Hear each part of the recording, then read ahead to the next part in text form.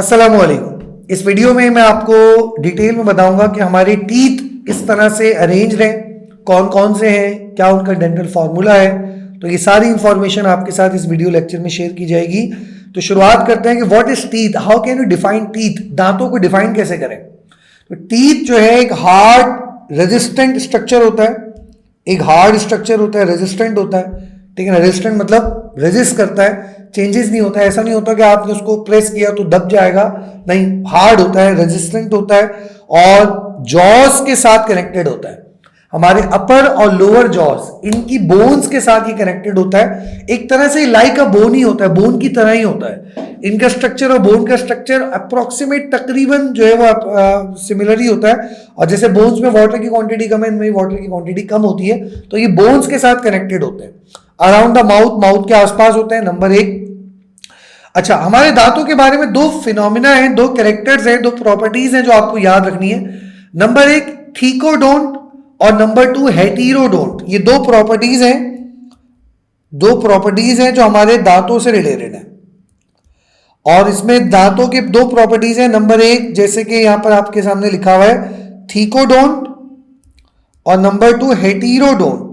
ये specially for humans के दांतों के लिए ये दो कैरेक्टर जो है बनाए जाते हैं, और खास तौर पर वर्टिब्रेट्स के लिए, हेटेरोडोंट और थीकोडोंट। अब थीकोडोंट का मतलब क्या है? थीकोडोंट का मतलब ये है कि हमारे जो टीथ होते हैं वो हमारे जो जॉज हैं उसके अंदर गड़े हुए होते हैं, उसके अंदर एम्बेडेड होते हैं, उसमें फिक्स होते हैं। मतलब ऐसा नहीं है कि हमारे टीथ जो है वो इस तरह से अरेंज है कि वो ऊपर की साइड पर कोई स्किन के साथ कनेक्टेड है या कोई जो है वो मसल्स के साथ कनेक्टेड है, इस तरह नहीं है। बाकायदा पूरे सॉकेट्स होते हैं, गम्स होते हैं, उन गम्स के अंदर वो एम्बेडेड होते हैं। तो इस प्रॉपर्टी को हम कहते हैं थीकोडोंट। इस प्रॉपर्टी को कहा जाता है थीकोडोंट। और दूसरा आता है हेटेरोडोंट। हेटेरोडोंट का मतलब ये है कि हमारे जो दांत हैं वो एक ही तरह के नहीं है। हमारी बॉडी में अलग अलग टाइप्स के टीथ है। हमारे जो बकल कैविटी है इसमें टीथ की अलग अलग टाइप्स हैं जो अलग अलग फंक्शंस को परफॉर्म करती हैं। तो टीथ जो है वो एम्बेडेड होते हैं सॉकेट्स में along the length of lower and upper, length of lower and upper jaws. Upper और लोअर जॉज की पूरी लेंथ के अंदर ये कनेक्टेड होते हैं। इस कंडीशन को कहा जाता है थीकोडोंट। और दूसरा होता है, एक और कंडीशन होती है डाइफीडोंट। ठीक है, एक हो गया हेटेरोडोंट और एक हो गया डाइफीडोंट। डाइफीडोंट का मतलब ये है कि हमारे जो दांत होते हैं वो दो जिंदगियों में आते हैं, उनके दो सेट्स होते हैं। एक वो सेट होता है जो तब डेवलप्ड होते हैं जब हम बच्चे होते हैं। तो बचपन में हमारे मुंह में जो दांत का पेयर्स होते हैं, जो टीथ होते हैं, वो आपको पता है वो मिल्की टीथ होते हैं। वो एक वक्त के बाद वो निकल जाते हैं और बाद में उनकी जगह दूसरे आ जाते हैं। तो इनिशियल स्टेज में हमारे मुंह के अंदर जो दांत का सेट होता है, जो टीथ का सेट है, उसको हम कहते हैं मिल्की टीथ। ये फर्स्ट सेट हो गया। फिर क्या होता है, जैसे जैसे हम एडल्ट स्टेज की तरफ आते हैं तो वो जो पुराने वाले टीथ हैं वो निकल जाते हैं और उसकी जगह पे नए टीथ आ जाते हैं। तो ये जो नए टीथ आ जाते हैं इसको हम कहते हैं परमानेंट टीथ। तो हमारे इस मुंह के अंदर जो दांतों का सेट होता है उसमें दोनों तरह के टीथ होते हैं। उसमें प्राइमरी टीथ भी होते हैं और उसके बैक पर जो इंतजार कर रहे होते हैं वो होते हैं सेकेंडरी टीथ, या जिसको हम कहते हैं परमानेंट टीथ।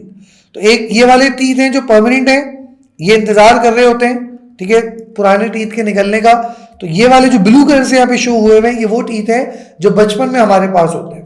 तो एक होते हैं मिल्की टीथ और एक होते हैं परमानेंट टीथ।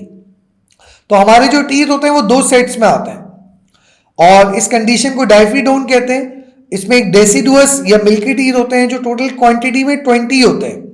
ये 20 होते हैं टीथ में, ठीक है। इसका हम फॉर्मूला भी आगे चलकर डिस्कस करेंगे। और एक वो टीथ होते हैं जो बाद में आते हैं, जो रिप्लेस हो जाते हैं, और उसको हम कहते हैं परमानेंट टीथ। ये 32 होते हैं total.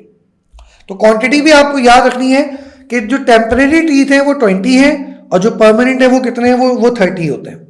Numbers and type of teeth की अगर बात करें तो टोटल 4 टाइप्स के टीथ होते हैं, इंसाइजर्स, कैनाइन, प्रीमोलर और मोलर। इंसाइजर्स जो है वो दो ऊपर होते हैं, दो नीचे होते हैं।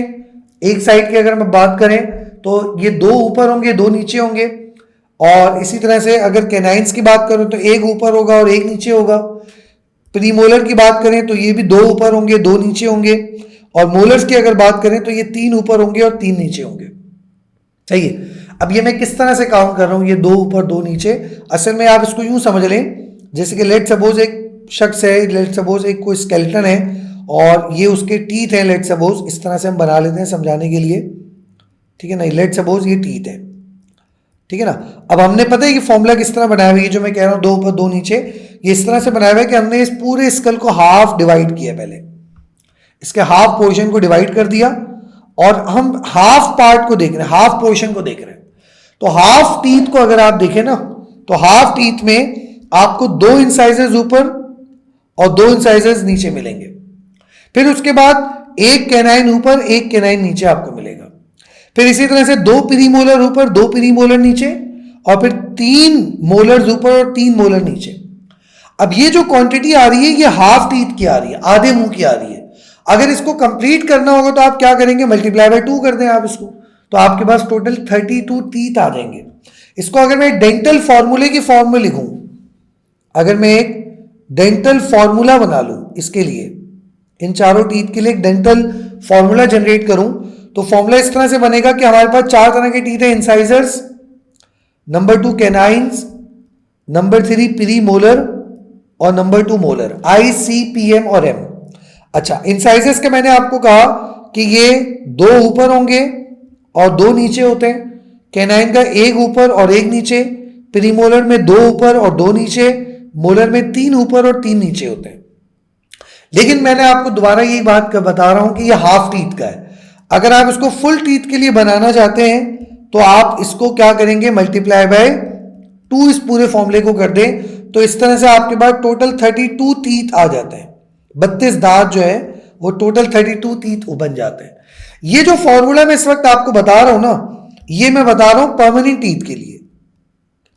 ये जो फॉर्मूला इस वक्त मैंने लिखा है ये फॉर परमानेंट टीथ है।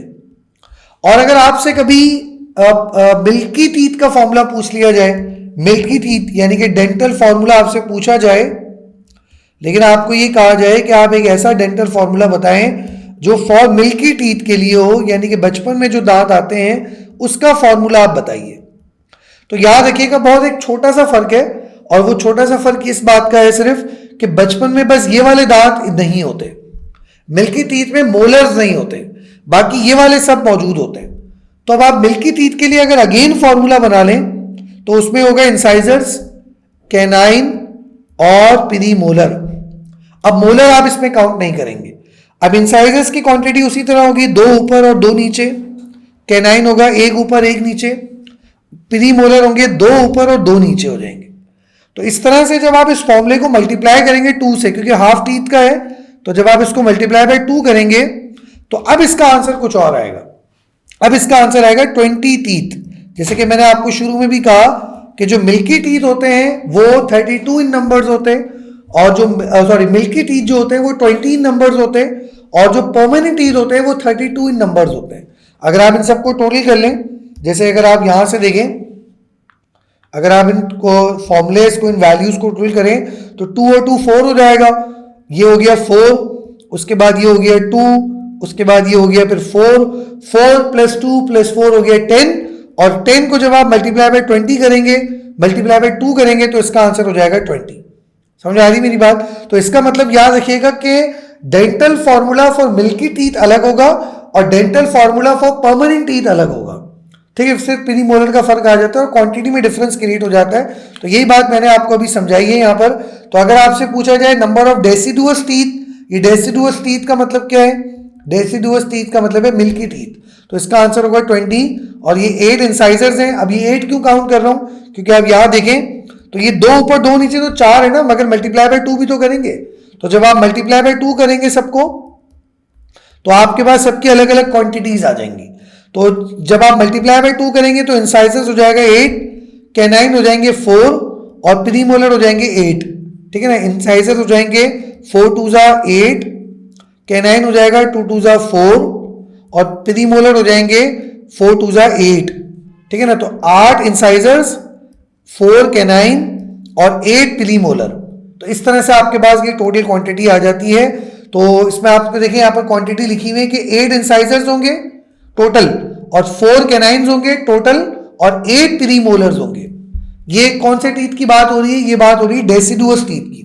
और अगर आप यही क्वांटिटी परमानेंट टीथ के लिए निकालें तो अब आप सारा सेम रहेगा, सिर्फ आखिर में ये जो 12 पिलीमोलर्स हैं ये ऐड हो जाएंगे, 12 मोलर्स हैं ये ऐड हो जाएंगे।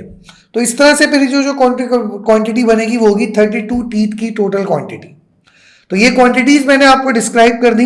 अब हेटेरोडोंट का फिनोमेना जो मैंने आपको बताया था वो उसी तरह है कि 4 तरह के टीथ होते हैं, कैनाइन, पेरीमोलर, मोलर, और चारों के फंक्शंस भी अलग अलग हैं।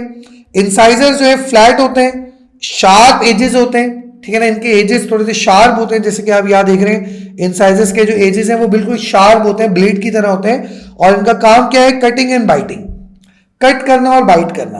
कैनाइन जो होते हैं ये भी शार्प होते हैं मगर पॉइंटेड टीथ होते हैं, पॉइंटेड। या आप देख रहे हैं कैनाइन, ये कैसा है कैनाइन, यहां पर देखें डायग्राम में, इस डायग्राम में अगर आप कैनाइन को देखते हैं तो ये कैनाइन जो है ये इस तरह से पॉइंटेड टीथ रखता है, ये ऐसे पॉइंटेड होता है। और ड्रैकुला के जो दांत मशहूर है ना, कभी आपने देखा होगा ड्रैकुला को कभी इस तरह से बनाया जाता है तो उसमें कुछ दांत ऐसे बनाए जाते हैं इस तरह, ठीक है। तो ये जो वाले जो दांत होते हैं ना इसको हम कहते हैं कैनाइंस। ये वाले जो टीथ हैं जो ऐसे लंबे निकले हुए हैं इसको हम कहते हैं कैनाइंस, ठीक है जी। और वो जानवर जो कार्निवोरस होते हैं, तो कार्निवोरस जानवरों में ये वाले जो कैनाइंस होते हैं बहुत प्रोमिनेंट होते हैं, ये बात याद रखिएगा। हर्बीवोरस जो जानवर होते हैं ना उसमें आपको इंसाइजर्स ज्यादा मिलेंगे, और जो कार्निवोरस होते हैं उसमें आपको कैनाइन ज्यादा मिलेंगे। ये आपको कार्निवोरस में बहुत ज्यादा मिलेंगे। कार्निवोरस जैसे कि लायंस होते हैं, कैट्स होती हैं, हर वो जानवर जो शिकार करके खाते हैं, जो ऑर्गेनिज्म को, फ्लैश को नोच कर खाते हैं, पैसिंग करके खाते हैं, तो उनके अंदर आपको कैनाइन ज्यादा मिलेंगे, क्योंकि ये टेयरिंग और पुलिंग फ्लैश का काम करते हैं, फ्लैश को छीनने का काम करते हैं, नोचने का काम करते हैं आसान लफ्जों में। और प्रीमोलर और मोलर दोनों का फंक्शन सेम होता है काफी हद तक। ये फ्लैट शेप्ड होते हैं, इनका शेप फ्लैट होता है, और ये ऐसे थोड़े से चौड़े टाइप के होते हैं, ऐसे होते हैं ये, इनका शेप इस तरह से होता है कि ये थोड़े से वाइडर होते हैं, चौड़े होते हैं, और ग्राइंडिंग और क्रशिंग ऑफ फूड में इस्तेमाल होते हैं। ये फूड को ग्राइंड करने में और फूड को क्रश करने में इस्तेमाल होते हैं। तो ये है प्रीमोलर्स। और तो यहां पर आके मैंने आपको जो है डिटेल्स जो बताई हैं वो टीथ की बताई हैं कि हमारे जो बकल कैविटी है इसमें टीथ किस तरह से यूजफुल होते हैं, टीथ किस तरह से काम करते हैं। तो उम्मीद है कि आपको टीथ की जो इन्फॉर्मेशन है समझ में आ गई होगी। एग्जाम में इससे रिलेटेड शॉर्ट नोट्स भी आ सकते हैं, इसके एमसीक्यूज भी बनकर आ सकते हैं। लॉन्ग में ये टॉपिक्स आमतौर पर नहीं आते, ये शॉर्ट के टॉपिक्स हैं, तो ये आपको इसी से याद करने हैं, इसी से रिवाइज करने हैं। तो इंशाल्लाह नेक्स्ट लेक्चर में आपसे दोबारा मुलाकात होगी, तब तक के लिए अल्लाह हाफिज।